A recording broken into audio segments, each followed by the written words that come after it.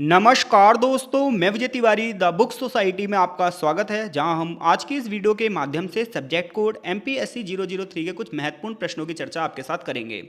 जैसा कि आप सभी जानते हो कि MPSC 003 का जो संबंध है वो पश्चिमी राजनीतिक चिंतन से है और टोटल इस किताब में 15 चैप्टर हैं, जहाँ हम प्लेटो एरिस्टोटल से शुरू करके कार्ल मार्क्स तक के विचारों को इस किताब में पढ़ते हैं। तो इस किताब में जो क्वेश्चन है वो उनकी डाइवर्सिटी बहुत ज़्यादा हो जाती है, प्रश्नों की विविधता बहुत ज़्यादा हो जाती है। ऐसे में यह कह पाना मुश्किल हो जाता है कि कौन से क्वेश्चन पेपर में आएंगे और कौन से नहीं आएंगे। अगर आप प्रीवियस ईयर चेक करोगे तो लगभग हर बार इसमें से क्वेश्चन अलग आते हैं। तो यहाँ पर हम 2022 और 2023 के क्वेश्चन पेपरों में जो क्वेश्चन हैं, जो बढ़िया बढ़िया क्वेश्चन हैं, उनके डिस्कशन आपके साथ करने जा रहे हैं। आज की वीडियो में जो हमारा पहला प्रश्न है वो प्रश्न ये है कि राजनीतिक चिंतन किस प्रकार से राजनीतिक सिद्धांत और राजनीतिक दर्शन से अलग है। यानी कि जो राजनीतिक चिंतन है वो राजनीतिक सिद्धांत और राजनीतिक दर्शन से कैसे अलग है, क्योंकि कई बार कुछ लोग ये मान लेते हैं कि राजनीतिक चिंतन और राजनीतिक दर्शन एक जैसा है, लेकिन रियलिटी नहीं है। रियलिटी ये है कि ये तीनों ही चीज़ें बिल्कुल अलग अलग हैं। हालांकि ये तीनों एक दूसरे से रिलेटेड तो हैं, बट इनका प्रयोग, इनके सिद्धांत चीज़ें अलग हैं। राजनीतिक चिंतन की बात करोगे तो इस इंग्लिश में बोलते हैं पॉलिटिकल थॉट, इसे इंग्लिश में बोलते हैं पॉलिटिकल थ्योरी, और राजनीतिक दर्शन को बोलते हैं पॉलिटिकल फिलॉसफी। तो इस तरीके से वो आपसे क्वेश्चन ये पूछना चाह रहा है कि जो पॉलिटिकल थॉट है वो पॉलिटिकल थ्योरी और पॉलिटिकल फिलॉसफी से कैसे अलग है। तो चलिए अब हम समझते हैं। तो ये तीनों ही हमारे जो है पॉलिटिकल स्टडी के अलग अलग डायमेंशंस हैं, राजनीतिक अध्ययन के अलग अलग ही आयाम हैं, और इनकी प्रकृति यानी इनका नेचर और इनका उद्देश्य एक दूसरे से अलग है। कैसे है वो सुनो। आप देखो जब भी आप राजनीतिक चिंतन का अध्ययन करते हो यानी कि पॉलिटिकल थॉट्स का अध्ययन करते हो, तो ये जो होता है ना, ये थॉट्स जो होता है ऐतिहासिक होता है। यानी कि राजनीतिक चिंतन वो प्रक्रिया है जिसमें ऐतिहासिक और समकालीन राजनीतिक विचारकों के विचारों का अध्ययन किया जाता है।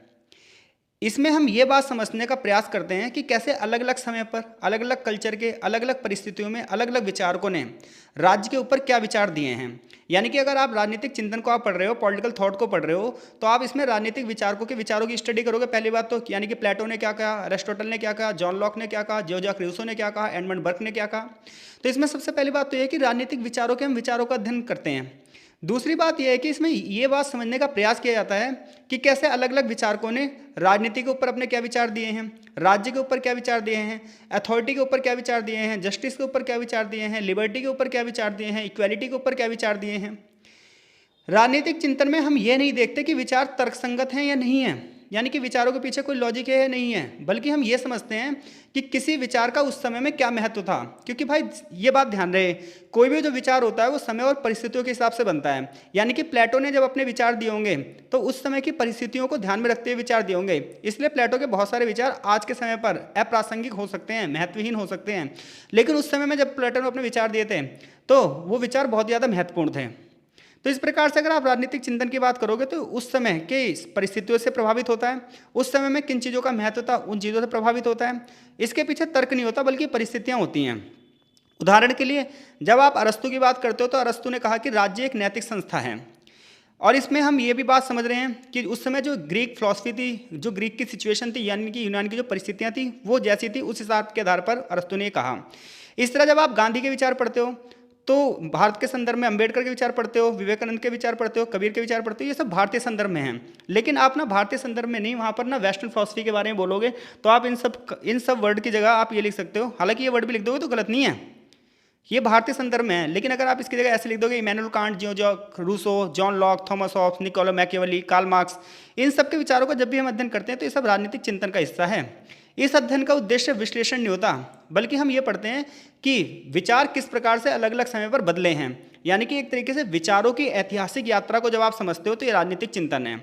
तो मैं ये बात मानकर चल रहा हूँ कि आपको राजनीतिक चिंतन समझ में आ गया है। तो आपको 4-5 पॉइंट समझने हैं बस आपको, कि पॉलिटिकल थॉट एक प्रोसेस है, यानी कि राजनीतिक चिंतन एक प्रोसेस है जिसमें हम विभिन्न विचारकों के विचारों को पढ़ते हैं। और जब हम वेस्टर्न फिलॉसफी की बात करते हैं, पश्चिमी राजनीतिक चिंतन की बात करते हैं, तो इसमें हम वेस्टर्न फिलोसफर्स के क्या विचार थे उसको पढ़ते हैं। लेकिन ये ध्यान रहे, ये जो विचार हैं ये समय के हिसाब से होते हैं, अलग अलग संस्कृतियों के हिसाब से होते हैं, अलग अलग परिस्थितियों के हिसाब से होते हैं। सोचो अगर कार्ल मार्क्स ने क्लास कन्फ्लिक्ट नहीं देखा होता, वर्ग संघर्ष नहीं देखा होता, तो शायद वो कभी भी साम्यवाद का विचार नहीं दे पाता।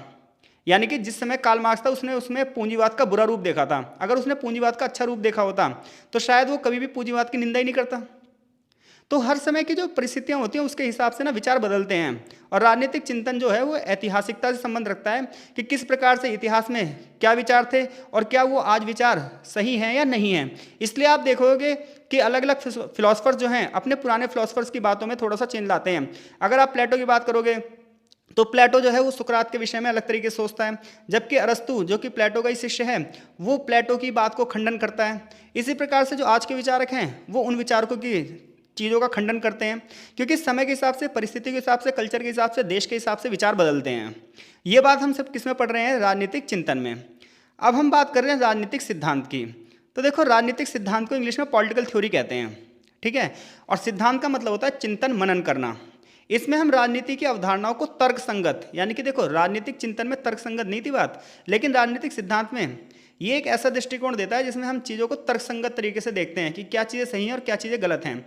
हम एक वैज्ञानिक तरीके से समझने का प्रयास करते हैं। यानी कि जब आप पॉलिटिकल थ्योरी पढ़ते हो, स्वतंत्रता का विषय पढ़ते हो, समानता का विषय पढ़ते हो, न्याय का विषय पढ़ते हो, तो आप इसे तर्कसंगत रूप से पढ़ते हो, एक लॉजिकल वे में पढ़ते हो, आप एक साइंटिफिक मैथड से पढ़ते हो। जबकि आप राजनीतिक विचारकों के विचारों को पढ़ते हो तो उसमें साइंटिफिक मैथड नहीं होता है।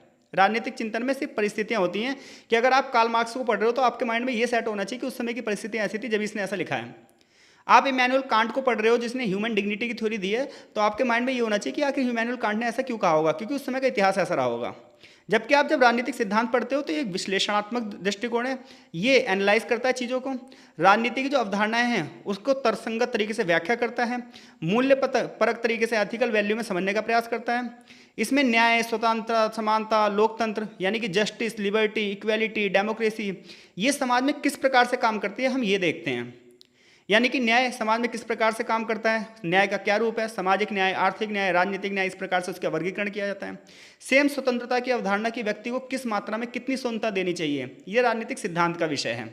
समानता किस स्तर पर होनी चाहिए, किस स्तर पर नहीं होनी चाहिए, अवसरों की समानता कहाँ पर होनी चाहिए, नहीं कहाँ होनी चाहिए, ये सब क्या है राजनीतिक सिद्धांत का विषय है। डेमोक्रेसी किस स्तर तक लोगों को प्रभावित कर सकती है, समाज में कैसे काम करेगी, इसे और बेहतर कैसे कर सकते हैं, ये राजनीतिक सिद्धांत का विषय है। क्योंकि सिद्धांत का मतलब होता है चिंतन मनन करना। सिद्धांत शब्द थ्योरी ऐसा लिया गया है, तो चिंतन आप किस पर करोगे, किसी समस्या पर। जैसे आज के टाइम पर डेमोक्रेसी है तो आप डेमोक्रेसी पर की समस्या पर चिंतन करो, किसे और बेहतर कैसे बनाया जा सकता है और नए विचार दो, ये राजनीतिक सिद्धांत का विषय है। राजनीतिक सिद्धांत ये नहीं कहता कि किसी विचारक ने क्या कहा है, बल्कि राजनीतिक सिद्धांत तो ये पूछता है कि कोई विचार क्यों सही है और क्यों गलत है, इसका क्या प्रभाव हो सकता है। तो राजनीतिक चिंतन में तो हम विचारों का अध्ययन करते हैं, लेकिन राजनीतिक सिद्धांत में ये देखते हैं कि भाई कोई विचार क्यों सही है। अगर आप कह रहे हो भाई कार्ल मार्क्स का विचार सही है तो हम पूछेंगे क्यों सही है। आप बोलोगे प्लेटो का विचार सही है, हम बोलेंगे क्यों सही है। तो यहाँ पर जो क्यों का क्वेश्चन आता है वो राजनीतिक सिद्धांत में आता है। तो इस प्रकार से राजनीतिक सिद्धांत जो है उसके बहुत सारे तरीके हैं, जैसे अनुभव आधारित सिद्धांत है, तथ्यात्मक है, तर्क आधारित है, तटस्थता के आधार पर है। आधुनिक युग में अगर आप जॉन रॉल्स की बात करोगे, ये रॉल्स है, ठीक है भाई, थोड़ी सी पीडीएफ में गलती हो गई, ये रॉल्स है, जॉन रॉल्स होना चाहिए यहाँ पर, जॉन, ये रॉल्स है, ठीक है। तो जॉन रॉल्स ने न्याय का जो सिद्धांत दिया है, आइजिया बर्लिन ने स्वतंत्रता की जो धारणाएं दी हैं, ये सब राजनीतिक सिद्धांत के उदाहरण हैं। इसी जो मौजूदा राजनीतिक संरचना का विश्लेषण करते हैं और बदलाव का मार्ग सुझाते हैं। तो ये ध्यान रखना भाई, राजनीतिक चिंतन में आप क्या पढ़ रहे हो, राजनीतिक विचारों के अध्ययन कर रहे हो इतिहास के आधार पर, कि किसी राजनीतिक विचारक ने जो विचार दिए हैं वो इतिहास के आधार पर दिए हैं, उस समय के आधार पर दिए हैं। लेकिन जब आप राजनीतिक सिद्धांत पढ़ते हो तो आप ये पढ़ते हो कि जैसे स्वतंत्रता का सिद्धांत है तो किस हद तक समाज में काम कर रहा है और इसे और अच्छा कैसे बनाया जा सकता है, व्यक्ति की समानता को कैसे बढ़ावा दिया जा सकता है, स्वतंत्रता को कैसे बढ़ावा दिया जा सकता है। इतना ही नहीं, लोगों को न्याय की पहुंच कैसे हो सकती है। सेकुलरिज्म जैसे जो मुद्दे हैं राजनीतिक सिद्धांत के विषय हैं, जिसमें ये पॉलिटिकल स्ट्रक्चर को बहुत गहराई से समझने का प्रयास करते हैं और उसे और बेहतर बनाने का प्रयास करते हैं, और जो उसमें बदलाव की जरूरत है उस बदलाव को प्रेरित करते हैं। अब हम आ रहे हैं, बात कर रहे हैं पॉलिटिकल फिलॉसफी की। तो जब आप पॉलिटिकल फिलॉसफी की बात करते हो, राजनीतिक दर्शन की बात करते हो, तो ये सबसे उच्च स्तर का ज्ञान होता है। ये पॉलिटिकल थॉट्स और पॉलिटिकल थ्योरी से भी गहरा है, इसका अपना अलग स्तर है। दर्शन की जो गहराई है ये वही समझ सकता है जिसने वहाँ तक के स्तर को प्राप्त किया हो। यह राजनीति से जुड़े प्रश्नों पर विचार करता है और उसके उत्तर ये यहाँ पर सीधे सीधे नहीं मिलते हैं। राजनीतिक दर्शन में जो भी प्रश्न होगा उसका उत्तर आपको कभी सीधा नहीं मिलेगा, ध्यान रखना। तो राजनीतिक दर्शन में जो क्वेश्चन होते हैं वो इस प्रकार से होते हैं कि वास्तव में राज्य की जो नैतिकता है वो कैसी होनी चाहिए। यानी कि फिलॉसफी में हम ये विचार करते हैं क्या चाहिए, सही है, क्या गलत है। हम ये बात करते हैं कि एक नई वैचारिक व्यवस्था क्या हो सकती है। जितने भी फिलॉसफर होते हैं वो नई वैचारिक व्यवस्था की बात करते हैं। ये व्यक्ति और समाज के बीच के संबंधों पर विचार करते हैं। क्या न्याय का कोई सार्वभौमिक रूप है? क्या स्वतंत्रता कोई कोई आदर्श रूप हो सकता है? तो पॉलिटिकल फिलॉसफी ना सिर्फ लॉजिकल होती है बल्कि ये नैतिकता की बात करती है, एथिक्स की, यानी कि क्या चीज़ सही है क्या गलत है इसकी बात करती है, अध्यात्म की भी बात करती है, और इसमें आदर्शों की कल्पना की जाती है, जिसमें यह बताया जाता है कि राजनीति सिर्फ सत्ता और शासन का प्रोसेस नहीं है बल्कि इसका संबंध तो जीवन की नैतिकता और दर्शन से भी है। उदाहरण के लिए आप प्लेटो की रिपब्लिक पढ़ लो या गांधी का रामराज्य, ये सब राजनीतिक दर्शन का हिस्सा है जहाँ पर बहुत गहराई से चीज़ों को समझा गया है, क्योंकि दर्शन का मतलब ही होता है ज्ञान से प्रेम, और यहाँ पर नित्य ज्ञान को प्राप्त किया जाता है और इस ज्ञान के माध्यम से सामाजिक समस्याओं पर विचार किया जाता है और उनको दूर करने के लिए नए नए सिद्धांत दिए जाते हैं। तो इस प्रकार से अगर आप राजनीतिक चिंतन की बात करोगे तो हम इसे ऐतिहासिक संदर्भों में पढ़ते हैं कि किस समय पर क्या चीज़ें कैसे घटी। राजनीतिक सिद्धांत की जब आप पढ़ते हो तो हम ये देखते हैं कि कोई चीज़ क्यों है और क्यों होनी चाहिए, जबकि आप दर्शन की बात करते हो तो ये एक आदर्शवादी दृष्टिकोण है। ये कहता है राजनीति सिर्फ राज्य को चलाने का माध्यम नहीं है बल्कि ये व्यक्ति और समाज से भी बहुत गहराई से जुड़ा हुआ है। जहाँ तीनों का उद्देश्य अलग अलग है, राजनीतिक चिंतन इतिहास बताता है, राजनीतिक सिद्धांत विश्लेषण करता है और राजनीतिक दर्शन इन दोनों को दिशा देता है। तो इस प्रकार से हम कह सकते हैं कि राजनीतिक चिंतन और राजनीतिक सिद्धांत राजनीतिक दर्शन से जुड़े हुए हैं और इन तीनों को एक साथ समझकर ही हम राजनीति विज्ञान का गहराई से अध्ययन कर पाते हैं। अगर हमारी फिलॉसफिकल थॉट ना हो तो फिर हमारे में और आम इंसान में फिर कोई अंतर ही नहीं रहेगा। अगर आपकी फिलॉसफिकल थॉट है तो आप 100 लोग अलग तरीके से बात कह रहे होंगे और आप उसे अलग तरीके से कहेंगे, 100 लोग अलग बात को अलग तरीके से समझ रहे होंगे और आप उसे अलग तरीके से समझेंगे। तो फिलॉसफी की जो गहराई है वो सबसे अधिक है और इसी में से बाकी दोनों चीज़ें निकलती हैं, राजनीतिक सिद्धांत हो चाहे राजनीतिक चिंतन हो। तो मैं ये मान के चल रहा हूँ अगर ये क्वेश्चन आता है, कई बार आया हुआ मोस्ट रिपीटेड क्वेश्चनों में से एक है भाई कि राजनीतिक चिंतन राजनीतिक सिद्धांत और राजनीतिक दर्शन से कैसे अलग है। तो आप बता दो कि भैया राजनीतिक चिंतन किस पर आधारित है? ये ऐतिहासिकता पर आधारित है, सिद्धांत सटीकता पर आधारित है और दर्शन इन दोनों से भिन्न है बिल्कुल, और वो इससे भी ज़्यादा गहराई पर है। अब हम अगले क्वेश्चन की ओर चल रहे हैं भाई। कमेंट बॉक्स में प्रतिक्रिया जरूर दीजिएगा ताकि हमें ये पता चल पाए चीज़ें आपको समझ में आ रही हैं नहीं आ रही हैं, ताकि अगले जो क्वेश्चन हैं, क्योंकि इस वीडियो में हम सिर्फ 4 क्वेश्चनों को डिस्कस करेंगे आपके साथ, तो आगे 2 या 3 वीडियो और आएंगे क्योंकि हम 12 से 15 क्वेश्चन डिस्कस करेंगे, क्योंकि यहाँ से ना क्वेश्चन बहुत ज़्यादा बनते हैं। तो जो मेन क्वेश्चन है हम उनकी बात कर रहे हैं। तो अगर आपको चीज़ें समझ में आ रही हो तो कमेंट बॉक्स में जरूर कमेंट करना ताकि अगली वीडियो हम जल्दी जल्दी अपलोड कर दें। अगला क्वेश्चन है अरस्तु के क्रांति के विचारों का परीक्षण कीजिए। यानी कि अरस्तु अपनी क्रांति के विचार में क्या बता, क्रांति क्यों होती है, उसके क्या कारण होते हैं, क्या परिणाम होते हैं, इस पर अरस्तु के क्या विचार है वो ये पूछ रहा है आपसे। चैप्टर नंबर 3 जब आप पढ़ोगे तो वहाँ पर अरस्तु के क्रांति पर विचार पता चल जाएंगे। तो देखो अरस्तु की एक किताब है पॉलिटिक्स, और इस पॉलिटिक्स की किताब नंबर 5 में उसने क्रांति के बारे में बताया है। तो यानी कि प्लेटो के क्रांति पर क्या विचार है, अगर आप ये पढ़ना चाहते हो तो आपको उसकी एक किताब पढ़नी पड़ेगी और वो है पॉलिटिक्स, और उसकी भी किताब नंबर 5। तो जब आप पॉलिटिक्स में किताब नंबर 5 पढ़ोगे तो अरस्तु कह रहा है समस्याओं की सबसे महत्वपूर्ण समस्या पर चर्चा करना है। तो पॉलिटिक्स की किताब नंबर 5 में अरस्तु ने समस्याओं की सबसे महत्वपूर्ण समस्या पर चर्चा की है, यानी कि प्रॉब्लम में भी जो सबसे बड़ी प्रॉब्लम है वो प्रॉब्लम ये है क्रांति। तो जहाँ वो ये बोल रहा है कि क्रांति का कारण क्या है और इसको ख़त्म कैसे किया जा सकता है। तो देखो क्रांति होती क्या है, सबसे पहले अरस्तु ये बता रहा है। तो अरस्तु कह रहा है कि जो क्रांति है, यानी कि जिसे इंग्लिश में हम रेवोल्यूशन बोलते हैं, ये राजनीति और समाज में एक महत्वपूर्ण विषय होता है। उसने अपनी प्रसिद्ध पुस्तक राजनीति में क्रांति के कारण बताएं, उसके प्रकार बताएं, उसके रोकथाम बताएं। उसने कहा है क्रांति का मतलब होता है परिवर्तन, और ये परिवर्तन छोटा भी हो सकता है और ये बड़ा भी हो सकता है। तो अरस्तु के अनुसार क्रांति का मतलब यह है कि राजनीतिक व्यवस्था में अचानक से और गहराई से कोई परिवर्तन हो जिसमें पूरी की पूरी सत्ता पलट भी सकती है, उसे हम क्रांति कहते हैं। राजनीति में परिवर्तन शासन के स्वरूप में भी हो सकता है, सत्ता के वितरण में भी हो सकता है और कानून में भी हो सकता है। तो इस प्रकार से अरस्तु के अनुसार राजनीतिक परिवर्तन एक क्रांति है, चाहे वो परिवर्तन छोटा हो और चाहे वो बड़ा हो, चाहे वो पूरा परिवर्तन हो चाहे आंशिक परिवर्तन हो। यानी कि देखो भाई, मैं आपसे पूछूं क्रांति का मतलब क्या होता है, तो क्रांति का मतलब आप उसको उद्देश्य तो बताओगे कि आखिर कोई बंदा क्रांति करेगा राजनीति के क्षेत्र में तो क्यों करेगा? क्योंकि वो मौजूदा जो सत्ता है उस सत्ता से परेशान होगा और उस सत्ता को पलटना चाहता होगा। जैसे रूस में क्रांति हुई, रूस में क्रांति क्यों हुई? क्योंकि जारशाही बहुत निरंकुश हो चुकी थी और निरंकुशता से बचने के लिए क्रांति ही एकमात्र सहारा था।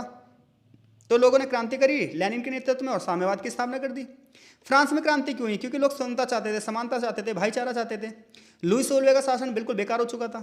अमेरिका क्रांति क्यों हुई? अमेरिकन क्रांति इसलिए तो हुई स्वतंत्रता के लिए, क्योंकि वो लोग लिबर्टी चाहते थे, फ्रीडम ऑफ स्पीच चाहते थे, डेमोक्रेसी चाहते थे। तो अलग अलग देशों के अगर आप क्रांति का इतिहास पढ़ोगे उस समय वही है कि हमें सत्ता में चाहिए परिवर्तन। ये परिवर्तन छोटे स्तर पर भी हो सकता है और बड़े स्तर पर भी हो सकता है। जैसे हमारे देश में 1857 की जो क्रांति हुई, क्यों हुई? क्योंकि अंग्रेजों की सत्ता को उखाड़ फेंकना उद्देश्य था। तो अरस्तु ने भी कोई नई बात नहीं बताई है देखा जाए तो। अरस्तु के अनुसार क्रांति का अर्थ होता है राजनीतिक व्यवस्था में परिवर्तन, और ये परिवर्तन अचानक से होते हैं, गहराई से होते हैं। ये परिवर्तन शासन के स्वरूप में भी हो सकते हैं, सत्ता के बंटवारे को भी लेकर हो सकते हैं, कानूनों में परिवर्तन को भी लेकर हो सकते हैं। जैसे आज हमारे देश का संविधान है, उसके कुछ हिस्से अगर विवादों में हैं तो हमें उसके बदलाव के लिए क्रांति करनी होगी, सड़कों पर उतरना होगा, क्योंकि क्रांति के माध्यम से बदलाव आते हैं। अगर हम ये सोचे घर बैठ के बदलाव आएंगे तो नहीं आएंगे। किसी भी चीज़ में अगर हमें बदलाव लाना है, शिक्षा के क्षेत्र में, राजनीति के क्षेत्र में, अर्थव्यवस्था के क्षेत्र में, उसके लिए हमें क्रांति करनी पड़ेगी, क्योंकि सत्ता बहरी होती है। जब तक सत्ता को शोर नहीं सुनाई देता, जब तक सत्ता सुनती नहीं है। तो ये बात ध्यान रखिएगा, ऐसा मैं नहीं कह रहा, अरस्तु कह रहा है। तो अरस्तु के माध्यम से राजनीतिक परिवर्तन एक क्रांति है, चाहे वो छोटी हो, चाहे बड़ी हो, चाहे पूर्ण हो, चाहे आंशिक हो। उसने क्रांति को दो भागों में बांटा है। पहला विभाजन क्रांति, चेंज ऑफ कॉन्स्टिट्यूशन। दूसरा change with in same system. तो विभाजनकारी क्रांति का मतलब होता है जो शासन है हमें उसे पूरा बदल देना है। जैसे मान लो डेमोक्रेसी है, तो डेमोक्रेसी से हम किस में आ जाएंगे? राजतंत्र में, या फिर राजा के शासन को हटा के पूरी तरीके से कहाँ आ जाएंगे? लोकतंत्र में। तो जो विभाजनकारी क्रांति होती है उसका मतलब होता है जो अभी सत्ता चल रही है हम उस सत्ता के पूरे स्वरूप को चेंज कर देंगे। अगर हमारे यहाँ राजा वाला शासन चल रहा है तो हम डेमोक्रेसी ला देंगे, डेमोक्रेसी चल रही है तो हम सैनिक शासन ला देंगे। तो इसे क्या बोलते हैं? विभाजनकारी क्रांति। दूसरा होता है शासन में परिवर्तन, यानी कि जो समाज में शासन चल रहा है चलेगा वही, जैसे डेमोक्रेसी चल रही है चलेगी वही, बस उसमें जो समस्याएं हैं उसे हम दूर करेंगे, व्यक्तियों का परिवर्तन कर देंगे, गुटों का परिवर्तन कर देंगे, लेकिन शासन प्रणाली सेम रहेगी। यानी कि अरस्तु क्रांति को दो भागों में बांट रहा है। एक क्रांति जिसमें सारी चीज़ें बिल्कुल पलट जाती है, पूरा जो सिस्टम है वही चेंज हो जाता है, जैसे राजतंत्र से लोकतंत्र हो जाए या लोकतंत्र से राजतंत्र हो जाए।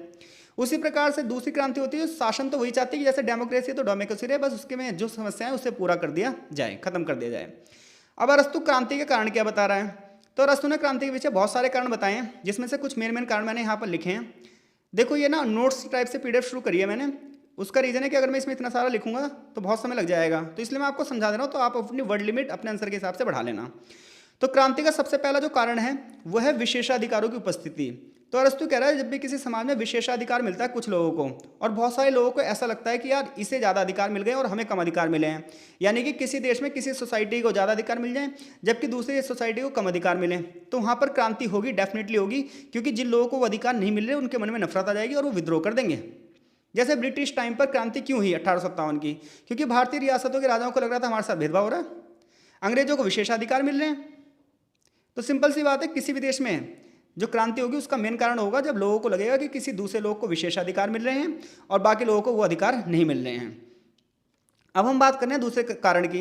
अरस्तु कह रहा है समाज में जब असमानता होती है तो निम्न वर्ग जो होता है उसमें असंतुष्ट जन्म ले लेता है। जैसे मान लो कहीं यूरोप की हम बात करें, वहाँ पर गोरे काले के आधार पर भेदभाव था, तो गोरे काले के आधार पर भेदभाव की वजह से समाज में असमानता थी, जिसकी वजह से बड़े पैमाने पर आंदोलन, धरने, प्रदर्शन, क्रांतियाँ हुई हैं। जब समाज में निर्धनता बहुत ज़्यादा हो जाती है तब भी क्रांति होती है। जब अमीर अमीर हो जाता है, गरीब गरीब हो जाते हैं, गरीबों की संख्या बढ़ जाती है, तो उन्हें लगता है कि अमीर ही उनके गरीबी का कारण है, और ऐसे में समाज में क्रांति हो जाती है। रूसी क्रांति इसी का उदाहरण है। अन्याय और अत्याचार, जब शासक वर्ग जनता में बहुत ज़्यादा अन्याय करता है, अत्याचार करता है, जबरदस्ती टैक्स की वसूली करता है, जनता को फ्रीडम ऑफ स्पीच नहीं देता, तो जनता को लगने लग जाता है यार ये शासक नहीं है, ये राक्षस है, और जनता क्या कर देती है? विद्रोह कर देती है। जब जनता की महत्वाकांक्षाएं बहुत ज़्यादा हो जाती हैं, क्योंकि जनता ना अपने लिए सारी चीज़ें सरकार से मांगना चाहती है, तो सत्ता प्राप्त करने के लिए जनता बहुत ज़्यादा महत्वाकांक्षा हो जाए, या कोई व्यक्ति ऐसा हो जाए कि भाई मुझे अब ये सत्ता चाहिए और इस बंदे को हटा देना है, तो क्रांति होती है, वो व्यक्ति क्रांति करवा देता है, और क्रांति सफल होती है, वो बंदा क्या आ जाता है? सत्ता में आ जाता है। इसके अलावा अगर क्षेत्रीय असमानता बढ़ जाए, यानी कि जब भी देश का देखो विकास होता है तो सारे क्षेत्र एक साथ नहीं बढ़ते हैं, कुछ क्षेत्र बहुत आगे बढ़ जाते हैं, कुछ क्षेत्र बहुत पीछे हट जाते हैं, तो ऐसे में क्षेत्रों में असमानता फैल जाती है, कुछ क्षेत्र बहुत पीछे रह जाते हैं और कुछ क्षेत्र बहुत आगे। तो ऐसे में जो पीछे वाले क्षेत्र हैं ये सोचते हैं यार हमारे साथ ना जो सत्ता है वो न्याय नहीं कर रही, ऐसे में हम इस सत्ता को पलट देंगे, और फिर क्या होता है? क्रांति हो जाती है। क्योंकि जिन क्षेत्रों का विकास नहीं होता उन्हें लगता है कि शासन हम पर ध्यान नहीं दे रहा है, और इनमें अलगाव की भावना हो जाती है और ये क्रांति कर देते हैं। अब अरस्तु ये कह रहा है कि क्रांति के परिणाम क्या हैं। तो अरस्तु ने क्रांति के कारण क्या क्या बताए हैं? तो कारण तो उसने बहुत सारे बताए हैं, हमने मेन कारण रखे हैं। पहला है अगर किस समाज में विशेषाधिकार मिलेंगे, सामाजिक असमानता होगी, आर्थिक असमानता होगी, राजा अत्याचारी हो जाएगा, अन्याय करेगा, राजा के जो सिपाही हैं वो घूस लेना शुरू कर देंगे, बड़े पैमाने पर लोगों को सताना शुरू कर देंगे, तो डेफिनेटली क्रांति होगी, क्योंकि जनता के पास ऑप्शन नहीं होगा। और अगर कोई बंदा सत्ता प्राप्त करने की महत्वाकांक्षा रखता है तो समाज में क्रांति ला देगा। अब हम बात कर रहे हैं कि क्रांति के परिणाम क्या होते हैं। तो अरस्तु ने क्रांति को समाज के लिए बहुत खतरा माना है भाई। तो अरस्तु कह रहा है क्रांति जो है समाज के लिए खतरा होती है, क्योंकि इससे हिंसा को बढ़ावा मिलता है, राजनीति अस्थिर हो जाती है, सत्ता पलट जाती है और समाज कमजोर हो जाता है। हाँ, ये बात बिल्कुल सही है। जब क्रांति होती है तो वो देश कम से कम 10 साल पीछे हो जाता है, क्योंकि इतने बड़े पैमाने पर हिंसा होती है, इतने लोग मारे जाते हैं, इतनी सरकारी संपत्ति को नुकसान होता है, बड़े पैमाने पर जो सरकारी संपत्ति उसे जला दिया जाता है, जिसकी वजह से जो क्रांति होती है तो बहुत सारी हिंसा और अस्थिरता को जन्म देती है और दोबारा से सब कुछ सेटल होने में बहुत लंबा समय लग जाता है। दूसरी बात यह है कि क्रांति के कारण समाज में नैतिकता कम हो जाती है, लोग नफरतों को बढ़ावा देते हैं, ये राज्य की प्रगति और शांति में बाधा डालती है, ऐसा अरस्तू का मानना है। अब अरस्तू क्रांति को रोकने के लिए क्या बता रहे हैं, ये सबसे तगड़ी चीज़ है भाई। अगर आपको शासन में जाना है तो सबसे पहली बात यह है कि आप सामाजिक समानता सुनिश्चित कर दो, यानी कि समाज में सब लोग अगर समान रहेंगे तो किसी को कुछ भी असंतुष्ट नहीं होगा, और जब असंतोष ही नहीं होगा तो फिर क्रांति भी नहीं होगी। शासक को न्याय और विधि के अनुसार शासन करना चाहिए, कुछ रूल और रेगुलेशन सेट कर देने चाहिए और उसके हिसाब से शासन करना चाहिए। तीसरा, जो मिडिल क्लास होता है यानी कि मध्यम वर्ग होता है, उसे मजबूत बनाने का प्रयास करना चाहिए, क्योंकि मध्यम वर्ग की संख्या ही ज़्यादा होती है। अगर ये संतुष्ट रहेंगे तो क्रांति नहीं होगी। शासन संतुलित रूप से होना चाहिए, पावर का यूज़ जो है, जो अथॉरिटी का यूज़ है वो तरीके से करना चाहिए, लोगों को अधिकार देने चाहिए, तभी क्रांति को रोका जा सकता है। और सबसे बड़ी बात यह कि जनता को देशभक्ति की भावना में इतना डुबो दो, इतना डुबो दो कि उन्हें गलत कार्य भी सही लगने लग जाए। तो अरस्तू के अनुसार क्रांति को रोकने का सबसे बड़ी तरीका है लोगों के अंदर देशभक्ति की सबसे उच्च भावना ला दो और जन सामान्य को देश के प्रति उत्तेजित रखो हमेशा, ताकि लोग जी जान देने के लिए तैयार हो जाएं, वो राजा के कहने पर सर काटने के लिए तैयार हो जाएं। तो जब लोगों के अंदर देशभक्ति की भावना बहुत ज़्यादा होती है तो लोगों के सोचने समझने की शक्ति जो है वो कम हो जाती है, जहाँ राजा फिर ये सोचता है कि मैं प्रत्येक कार्य जो है वो देश के लिए कर रहा हूँ। तो अगर आप देशभक्ति की भावना लोगों के अंदर भर दो, राष्ट्रवाद की भावना भर दो, तो लोग राष्ट्र के नाम पर क्रांति करने को, दूसरों के लिए क्रांति करने के लिए तैयार हो जाते हैं, अपने देश को बचाने के लिए बिल्कुल एकदम सेट रहते हैं। तो क्रांति अगर अपने देश के प्रति बचानी है तो देशभक्ति की भावना का प्रचार कर दो, तो अपने देश में क्रांति नहीं होगी और आप दूसरों के लिए अपने यहाँ के लोगों का यूज़ कर लोगे। इसके अलावा शिक्षा, देखो एजुकेशन सिस्टम बिल्कुल बदल के ही सारी चीज़ों में बदलाव लाया जा सकता है। तो अरस्तू कह रहा है जो नवयुवक हैं उन्हें शिक्षा इस प्रकार से दो जो शासन के हिसाब से हो, यानी कि जैसा आप देश चलाना चाहते हो लोगों को उसी प्रकार की शिक्षा दो, तो लोगों का जो माइंड है वो उसी हिसाब से सेट हो जाएगा और वो आपकी स्वामी भक्ति करेंगे, उन्हें हमेशा हर चीज़ की पॉजिटिविटी दिखाई देगी। भाई जैसे मान लो आप किसी पार्टी को सपोर्ट कर रहे हो और वो पार्टी आपके बारे में आप बस पॉजिटिव ही देखे जा रहे हो, तो आपको उससे बढ़िया कोई नहीं लगेगा। लेकिन आप दूसरी पार्टी को नेगेटिव रूप में देख रहे हो तो उससे बुरा कोई नहीं लगेगा। तो सेम यही होता है। तो एजुकेशन सिस्टम पूरी तरीके से चीज़ों को बदल सकता है, लोगों के माइंड को हैक कर सकता है। तो इसलिए आप एजुकेशन सिस्टम ऐसा रख दो जैसा आप देश को बनाना चाहते हो, तो हर एक बंदा फिर आपके विचारों को और आपकी सेना को बढ़ावा देगा। अरस्तू के दृष्टिकोण के अगर हम जांच करें तो इसके कुछ सकारात्मक और कुछ नकारात्मक पहलू निकलते हैं। पहली बात तो यह है कि चलो अरस्तू ने जो विश्लेषण किया वो व्यवहारिक है कि समाज में भाई ऐसे ही होता है, रियलिटी उसने बताई है। उसने क्रांति को समझने के लिए उसके कारण भी बताए हैं और रोकथाम के लिए भी बताया है। उसने क्रांति को रोकने का जो विचार दिया वो उपयोगी विचार है, ये सकारात्मक पहलू हैं। नकारात्मक पहलू ये हैं कि अरस्तू का जो विचार है वो प्राचीन युग के आधार पर है। आधुनिक समाज जो है बहुत ज़्यादा जटिल हो चुका है, विज्ञान और तकनीकी का बहुत विकास हो चुका है। तो ऐसे क्षेत्र में अरस्तू की अगर हम क्रांति की बात करें तो बहुत मुश्किल हो जाता है, क्योंकि देखो जैसे पहले था तो पहले इतने खतरनाक हथियार नहीं थे तो क्रांति आसान थी, राज्य क्रांति को रोक नहीं सकता था। लेकिन आज के टाइम पे अगर आप रेवोल्यूशन करोगे अरस्तू की बातों में आके, तो राज्य के पास इतने आधुनिक हथियार हैं कि वो अपनी सेना के दम पर क्रांति को तितर बितर कर देगा मिनट से पहले। क्यों? क्योंकि इस समय हथियार ज़्यादा हैं। पहले क्या थी, तलवार थे, भाले थे, कितने लोगों को मार दोगे आप। आज राइफल है, गन है, कारतूस है, बॉम्ब है। तो आज चाहे राज्य ना किसी भी क्रांति को असफल कर सकता है। इसलिए अब देखो आप क्रांतियाँ नहीं होती तो क्रांति को जमाने चले गए भाई। तो उसने क्रांति के सकारात्मक परिणामों पर भी कम ध्यान दिया है, क्योंकि अरस्तू कह रहा है क्रांति नहीं होनी चाहिए, जबकि समाज सुधार लोकतांत्रिक बदलाव के लिए क्रांति जरूरी है। तो अरस्तू ने क्रांति को राज्य और समाज के लिए गंभीर चुनौती माना है, उसके कारण और रोकथाम के उपाय दिए हैं। उनके जो विचार है वो राजनीतिक स्थिरता और सामाजिक संतुलन को बनाए रखने के लिए जरूरी हैं।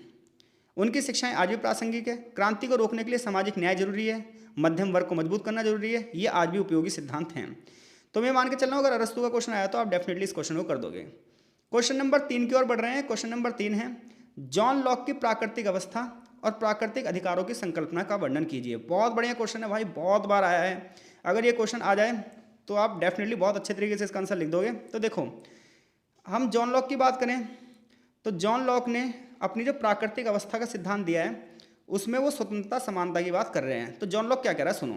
जॉन लॉक ये कह रहा है कि मनुष्य जब अपनी प्राकृतिक अवस्था में था, यानी कि शुरुआती अवस्था में था, तो कोई भी सरकार नहीं थी, कोई भी उस पर ऊपर कंट्रोल करने वाला नहीं था। यहाँ पर जो प्रत्येक व्यक्ति था वो बुद्धिमान था और वो अपने निर्णय स्वयं ले सकता था। हर एक व्यक्ति स्वतंत्र था अपना कार्य करने के लिए, हर एक व्यक्ति समान था, कोई किसी का धन नहीं हड़पता था और समाज में कोई भी दिक्कत नहीं थी। यानी कि जॉन लॉक जो है ह्यूमन की प्राकृतिक अवस्था के बारे में बात कर रहा है। यानी कि आप खुद सोच कर देखो कि इंसान जब इस धरती पर आया होगा तो क्या कोई सरकार होगी उसके ऊपर? तो वही जॉन लॉक भी कह रहा है कोई सरकार नहीं है, प्रत्येक व्यक्ति स्वतंत्रता, प्रत्येक व्यक्ति समान था, प्राकृतिक अधिकारों का प्रयोग करता था, नेचर जो उसे प्रदान करता था उसी में वो खुश रहता था।